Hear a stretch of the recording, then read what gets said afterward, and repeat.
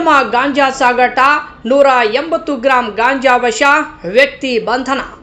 ಗಾಂಜಾ ಮಾರಾಟ ಮಾಡಲು ಯತ್ನಿಸಿದ ಆರೋಪದ ಮೇಲೆ ನವೀನ್ ಲಕ್ಷ್ಮಣ್ ಹೆದ್ದೇರಿ ಸಾಕಿನ್ ಕೆರೂರು ತಾಲೂಕು ಬಾದಾಮಿಯ ವ್ಯಕ್ತಿಯನ್ನ ರಾಮದುರ್ಗ ಪೊಲೀಸರು ಬಂಧಿಸಿದ್ದಾರೆ.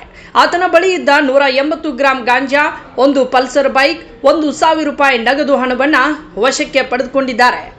ಬೆಳಗಾವಿ ಜಿಲ್ಲೆ ರಾಮದುರ್ಗ ತಾಲೂಕಿನ ಹಲಗತ್ತಿ ಗ್ರಾಮಕ್ಕೆ ಹೋಗುವ ರಸ್ತೆಯಲ್ಲಿರುವ ಹಾದಿ ಬಸವೇಶ್ವರ ದೇವಸ್ಥಾನದ ಹತ್ತಿರದಲ್ಲಿ ಬಾದಾಮಿ ತಾಲೂಕಿನ ಕೆರೂರು ಗ್ರಾಮದ ನವೀನ್ ಲಕ್ಷ್ಮಣ್ ಹೆದ್ದೇರಿ ಎಂಬ ವ್ಯಕ್ತಿಯು ಗಾಂಜಾ ಮಾರಾಟ ಮಾಡುತ್ತಿರುವ ಬಗ್ಗೆ ಖಚಿತ ಮಾಹಿತಿ ಮೇರೆಗೆ ತಾಲೂಕು ಆಡಳಿತ, ಡಿಎಸ್ಪಿ ಚಿದಂಬರಂ ಮಡಿವಾಳ್, ಸಿಪಿಐ ವಿನಾಯಕ್ ಬಡಿಗೇರವರ ಮಾರ್ಗದರ್ಶನದಲ್ಲಿ ಸ್ಥಳಕ್ಕೆ ಪೊಲೀಸ್ ಇಲಾಖೆ ಜಂಟಿಯಾಗಿ ಕಾರ್ಯಾಚರಣೆ ನಡೆಸಿದಾಗ ಆತನ ಬಳಿ ಇದ್ದ 180 ಗ್ರಾಂ ಗಾಂಜಾ, ಒಂದು ಪಲ್ಸರ್ ಬೈಕ್, 1,000 ರೂಪಾಯಿ ಹಣವನ್ನು ವಶಕ್ಕೆ ಪಡೆದುಕೊಂಡಿದ್ದಾರೆ.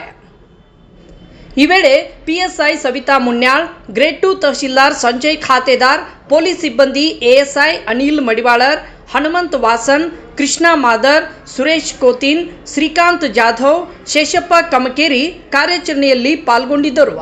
ವರದಿ ಬಿಎಂ ಬಿಸನಾಳ್.